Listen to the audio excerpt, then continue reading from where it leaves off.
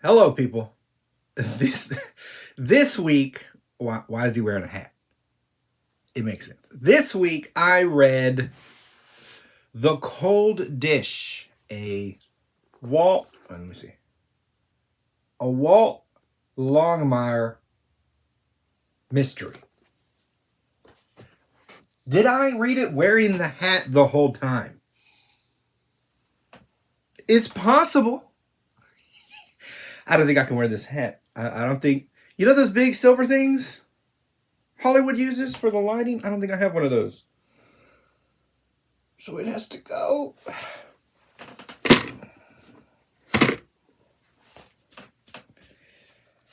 Not a rental. That's my hat. I live in Texas. It's allowed. Anyways, Longmire. The things are comfortable. If you've never worn one, go try one. Longmire. This was made. I first heard about this obviously as a TV show. Then the TV show went to Netflix, and I don't have Netflix because why bother? That's a side issue on how they kill all their shows. Side issue. So then I got the books, right? This is book 1.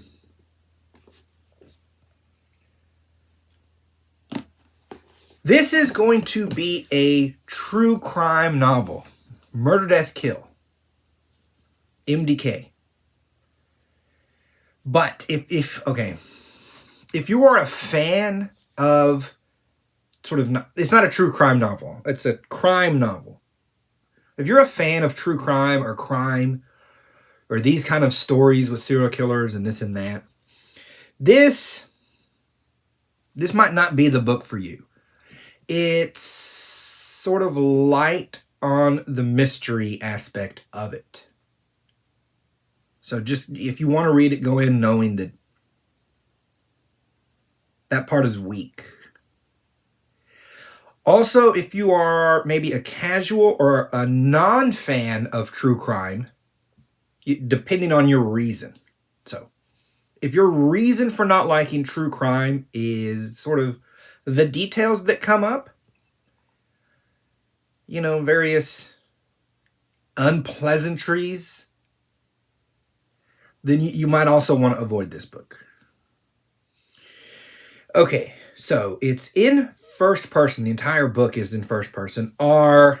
Longmire is the one speaking. These are his thoughts. I've read first person that ruins stories. And then I've read first person that's, sensational. This first person is forgettable. It does very little to help the story at all, right? It's not good in the descriptions of the land. It doesn't stand out in any kind of an insight. Not really. It could have easily been a traditional narration and gotten me everything the first person got me, and maybe had room for more, right? Descriptions of scenery. We're in Wyoming, and because it's first person, you have to rely on what Walt Longmire thinks of seeing mountains, of seeing the plains, of the distances, of maybe solitudes, etc. Right? What is it? I just get in my mind a sense of small town, but the town's not really described. Right? So some stuff was left sort of on the cutting room floor. Where the book absolutely starts to sparkle is when Longmire is speaking to anyone. It's just instantly alive, this book. I don't know how. With very few words, right? Some backstory words here or there. I instantly start to not only see the other characters, but feel not just the interactions, but what sort of they mean, right? What do we go? Bob Barnes, dead body, line 1. I think it's Ruby talking. And then, of course, we cut back to the narration, Longmire. I looked at the blinking red light on my desk and wondered vaguely if there was a way I could get out of this. Did he sound drunk? I'm not aware that I've ever heard him sober. We have they're quick-witted, they're individuals. So Ruby has her way of speaking, which can get lost. I've seen authors, lose track. And when I say lose track, I do mean that. I've read books where everything homogenizes, right? So that it almost doesn't feel like anyone else is talking but one person, when it's technically X amount of people. Here, you could never mistake something Ruby says for someone else, somehow. And the snark can be different. The friendship varies. You also, in a lot of times, well, not a lot of times, in a few moments, in a few spots, you get small town police feel. Because, like that, it says they say they saw a body, but it's 2 drunk guys. So you have a law enforcement that knows everyone in town, because it's not a large town. And bodies are unusual to find, right? People aren't dying left and right. But it doesn't mean they're backwater. When they do eventually find a body, they react appropriately to it. They know how to investigate, etc. But a big city where, homicides can happen a lot, there's a different energy to a big city, even within a police force. So I like that I get the feel of the small town. Again, it's like hometown country cooking or something. It's just very wholesome and enjoyable to read. On top of this sort of, southern feel, the book does have a definite flavoring. Certainly all the spices of a Western. Now, if you watch or read a lot of Westerns, I guess the nature of the terrain maybe helps this more than anything, but we end up with pockets of situation, right? So you Ryder rolls into town. Town is this little pocket, and there are all these characters in it. Now, does the outside world exist? Yes. But no one in that pocket is looking outside of it for solutions to anything that happens. It becomes very insulated on its own, right? Not in a bad way, but it's just the feel of it. So that you have it almost feels like a play sometimes, where you could get away with sort of facades of buildings. You would need a lot of sets. This kind of, that's just the feel that it has. Very self-contained, where the distractions start to go away and you really do start to focus on the people speaking and the situation at hand. It has that kind of a feel, but modern, because we have cars, etc., etc. It feels very singular to itself. We look at Longmire early in the book. It establishes he's a little, I'd say, depressed, right? I think his wife has recently died. And there's a part where he describes, again in a funny way, watching static on a TV. And then he gets used to sort of how the blobs move. And he'll even when these blobs come in, that's my favorite show, the big little blobs. He's sitting in a half-finished house with no front porch. He's just a little down, and has been for a while. His, number one most effective future sheriff deputy is Vic. Vic is, what does he say? From a family of police persons. You can almost feel him getting in trouble for saying policewoman too many times. And so he made a point to say persons, even in the narration. It's so funny to me. Vic is highly hyper qualified. She was from Philadelphia. Brothers, fathers, grandfathers, all police. High in her class, on the fast track to be a detective, and then followed her husband out to a job in Wyoming. Right? So she's sort of maybe, on the one hand, justifiably sour, but on the other hand, she's a bit like Philadelphia, where, the city of brotherly love through, what do they do? What's the famous? Threw snowballs at a Santa Claus one time. They're just sort of in your face kind of people, I guess. So she has a lot of the feel of Philly, I guess, just wrapped up in one person. She's hard, wise, cracking, has a big city feel, but she's very smart, very capable, and still feminine, right? There's a lot wrapped up in one character. On top of Walt's depression, because misery loves company, he is harping on old cases, and specifically one case where we caught the people who did wrong, and they got off with very light sentences for very, very severe crime, right?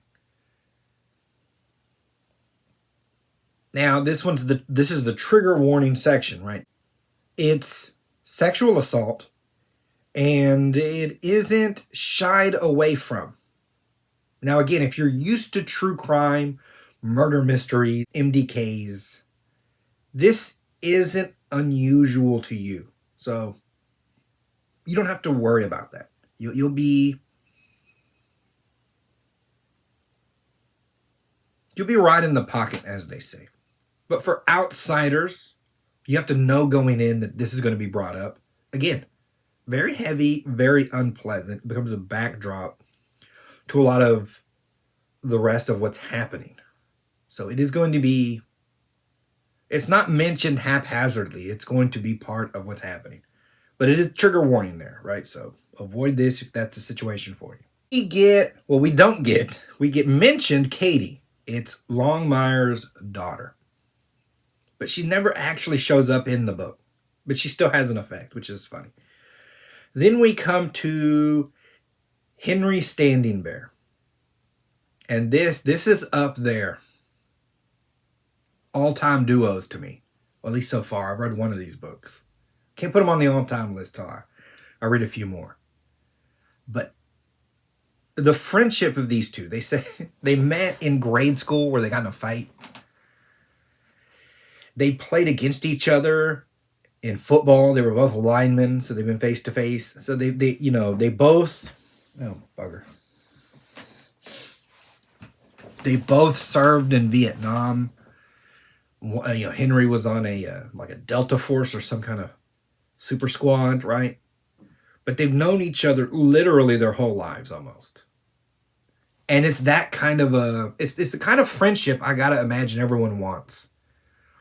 You want a friend that you're so comfortable with that they can just roll right into your house at any time of the day or night. And you know them so well that it's 3 a.m. It must be so-and-so. And then they start cooking eggs or something, right? Just this kind of, Henry will roll into his house, but also into his life, into decisions. That's what he wants them to get out of his depression. You need to start dating again. I know your wife died, but that was 3 years ago, right? It's that kind of friend that can inject themselves into your decisions and you're still not mad because you and he or you and they completely understand each other. It's the whole book to me. These relationships, and especially this one, it's the whole book.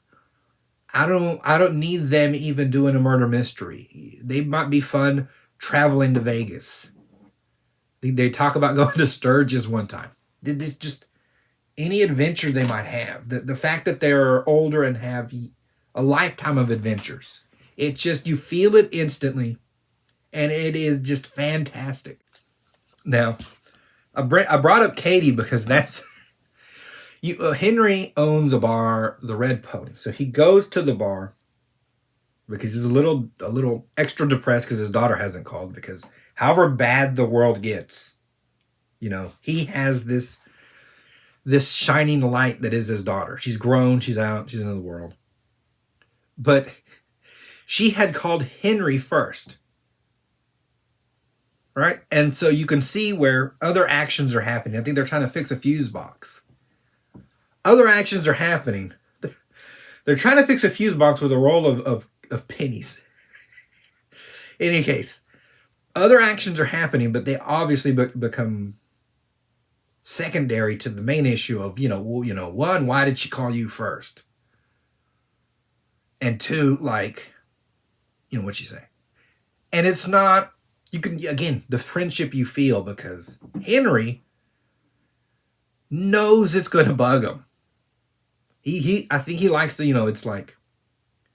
it's the kind of thing where you'd say, well, she likes me more. Like, I'm her Uncle Henry. Of course she loves me more. That's why she called me, because you're useless. Right? Anytime I can just prod, I might just do that. And that if I use the daughter, oh my God, he'll go to town with that. But it's all in friendship, because we all know eventually she's going to call him. The story doesn't mention some kind of rift between them. She just hasn't called. It doesn't help that he doesn't have a cell phone, which everyone keeps mentioning. But this kind of energy between them, it's just magical. Henry will also serve as Walt's sort of conduit to the res, meaning the Indian reservation. And this is done really well too. A lot of times when you talk about Native Americans, which they joke about, it gets this kind of a woke feel to it, like, oh, America's trash because blah blah blah, and I'm like, I don't care about any of that. I want to read my stories, right? Side note, if I could find good history books on what happened before Columbus came, the history of various tribes and wars, I would take that mess, but I don't think they wrote it down. It is what it is. In any case, so we get an understanding of various tribes that might not get along on the res. We get the idea of how poor it might be. That on top of poor, they are suspicious of outsiders, family orientated, still prideful in themselves. Again, all this without any sort of a woke overtone to it at all. Oh, yes. Let's see if I can find an example. I should be able to. Did I bookmark this beforehand? No. Okay. I don't know if you see here. Right, we're going along, and then here we'll have a bit of an extra space. That's about all he gives you, the author. And he can do sort of a large turn. We can go from talking to a character to 10 years ago, 15 years ago, and then back, right? With just the most minimalist of spacings, which could get confusing sometimes, surprisingly. Sometimes you'll get lost in what's even, what are we even talking about? This kind of energy. It's not terrible. You orientate again, but it takes a little effort sometimes. And this is how we get a lot of backstory of how we met. We fill it in. Just take a paragraph, fill it in. But it can get jarring at times. We start a romance with Vonnie. Now, it's not particularly great romance, right? This isn't what you'll remember after you read the book. But it is interesting in the fact that both he and Vonnie are older. I think he's 50, 45, 50, older, right? And it's just different in the pacing of how a romance is at an older age. I guess some of the games are gone. You're more upfront about things. You may be more sensitive to the time lost, right? You'll say flat out, I don't need X, Y, and Z in my life. And if you're going to bring that, just go. They'll say things that younger people might take as rude, but it's just very upfront. And it's fun to see, what do we say, a non-traditional romance story. We also get Omar and what's the former sheriff? I don't remember his name. It's an old guy with one leg, actually. But this is what Walt does. The Omar is a hunting guide who owns a vast tract of land, and he's very rich, just rich out of his mind, but knows guns and knows hunting. So we're taking the evidence of this murder, which is now, it turned into a murder, not a murder. And he takes this case around to this sort of small group of people. He takes it to Henry. He takes it to this former sheriff and the Omar. He's not outsourcing the work, but he isn't Sherlock Holmes. He's not gonna notice every detail and make the right move. But you do sense that he has an internal compass that leads towards right and justice, because the old case, the rape case, that's where your victim is. He was one of the members of this case. And so now you have to think, is this old case a part of this new one? And in that, who would then want such and such dead? It's a long list, right, of people who felt that this old case went wrong. One of them being, of course, the Omar guy himself. I think a reporter. His friend Henry is on the list, and for a while he thinks, it might actually be Henry who did this. And half of him is like, clearly I don't want to think this way. And the other half's like, we're going to follow where it goes. So he has this compass in him that you do like. Ferg is the other deputy, but he doesn't really figure prominently in this story. A little connective tissue he has, where he's a fisherman and there's a clue about fishing. But even with how little he's involved, he doesn't feel insignificant, if that makes sense. Again, anytime there's interactions, you get this full-blown character that comes with it very quickly. The murder weapon ends up being a Sharps rifle. That's what it was called. And he says it, again, I didn't check any of this. He says it like this is historical, where this is where the term sharpshooter came from, that these weapons were prevalent in the Old West, that Indians used them a lot.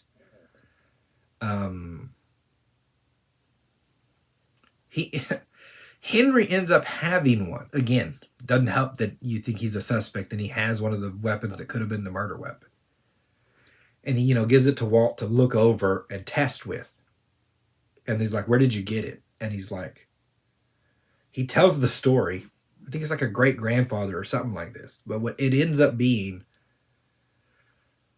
I think this particular Sharps rifle was involved in Custer's last stand. And Henry's an Indian, right? So this gun may have shot at Custer. So on top of being vintage, it's tied to a historical moment, and it may be worth like $2 million. So he ends up kind of like, on top of the case, being semi-nervous about losing this gun. It's just very funny. We end up, oh my God. We end up actually sort of out in the mountains because one of the people may be up there camping and they may be in danger, right? So now you're having to save horrible people who were convicted in this old case but now got out with time served, right? So it's an odd situation. But you get a good sense of, what is it? Wyoming wilderness. where even two former military men could die up in the mountains because of the exposure, etc. They take supplies. That's how far out they might be stuck in these mountains for a while. Henry doesn't want to go without, water of his own, etc. And they're sort of trying to hunt down where this person is, and then they get shot at, right? As an attack. Now the action isn't great in this book. It's the same with the romance and I guess first person narration. It's not bad. It just doesn't do anything. And I wonder if some of it's because of contrast, right? The interactions between the friends and every person Walt is talking to being so magical, right? That maybe everything else starts to pale worse in comparison. It might be one of these situations. In any case, that's not what you're going to remember, right, again afterwards, is sort of the action. He ends up having he has to haul one guy out and leave Henry in the snow with a gunshot wound, right? So, not a good situation. And he ends up in some kind of a weird spiritual Indian moment where he's seeing a guy and he's hearing their singing, and it's giving him energy to get through this situation. Now, maybe they lean on it a little too much. Maybe it goes a beat too long, but it's not bad.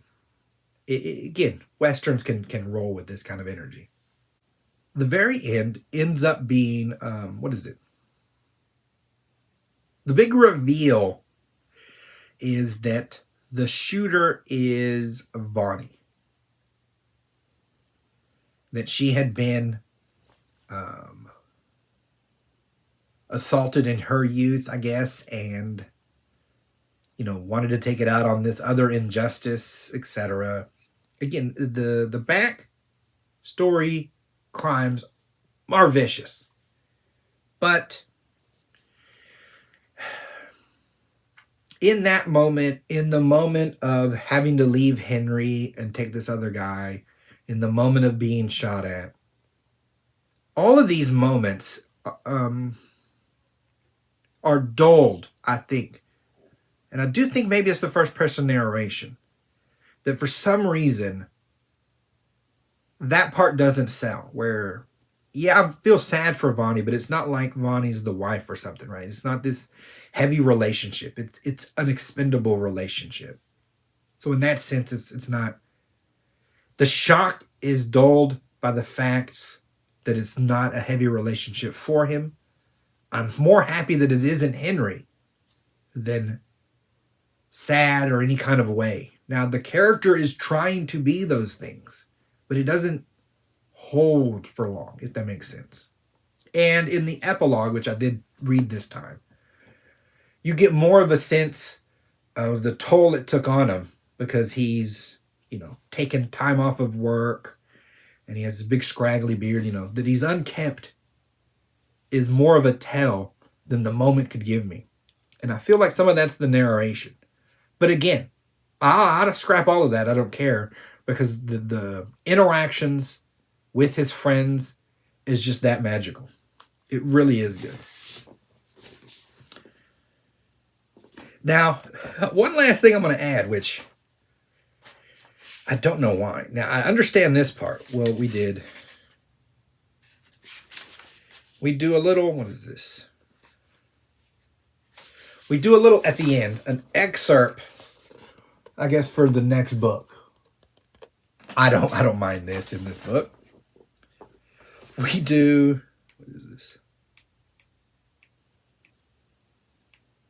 That's never really sold me on a book, to be honest.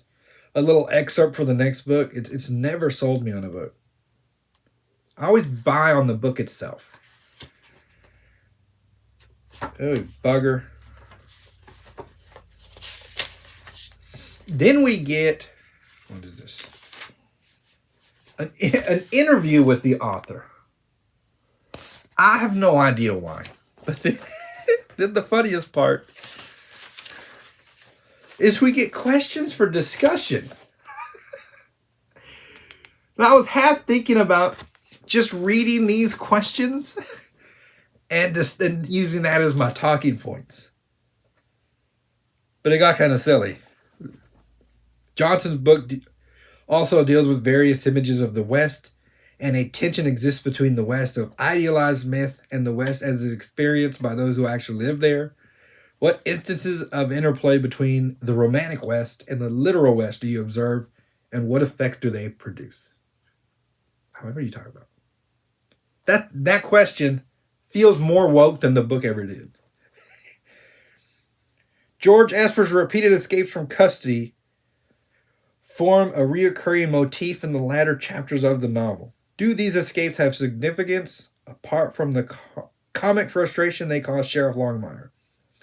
Is there a symbolic dimension to George Esper, whose lack of common sense continually thrusts him outside of attempts to restrain him? I don't know why these are here. What I will say, that one I was going to answer. This guy, George Esper, keeps running, and it's not even funny to me. It's just annoying.